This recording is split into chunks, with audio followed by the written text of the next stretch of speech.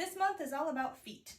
Today we're going to talk about a pose called broken toe pose, which sounds terrible, but it's actually really nice for opening up the bottoms of the feet. If you have severe foot issues or like really inflamed plantar fasciitis, I would use a lot of caution in this pose, but I think depending on where you're at in your journey or who you're teaching, it's really a nice pose for opening up that plantar fascia. So we're gonna have a block just in case we need one, and we're gonna come onto all fours and tabletop.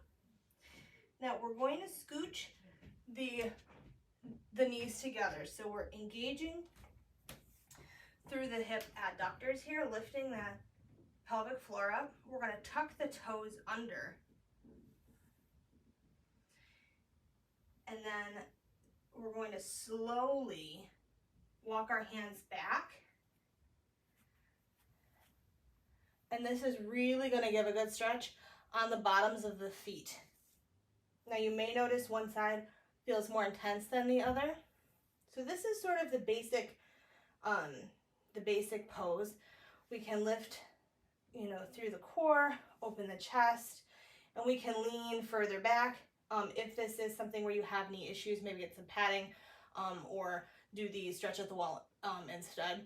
Granted, that is more focused on the calf, so I feel like combined they would work really well if that's something that's accessible to you, and we can make it accessible too.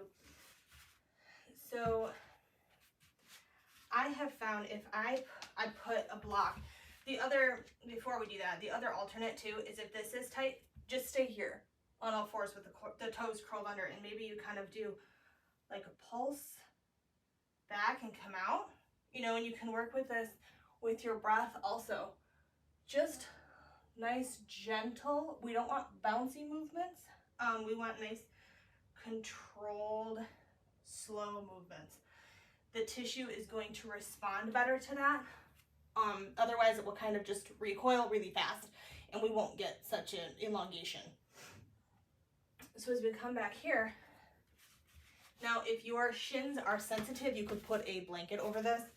So I'm just going to put it right on under my shins. And then this is comfortable for me, but again, you can use a blanket on top of that. We're going to curl the toes under and the shins are going to come onto that. So it changes the angle a little bit. And so depending on your feet and depending on how that is for you, this might be more comfortable, or the other way might be more comfortable, just kind of coming in and out of it. But it is a really nice opening for the plantar fascia, as we're opening up the bottom of the foot.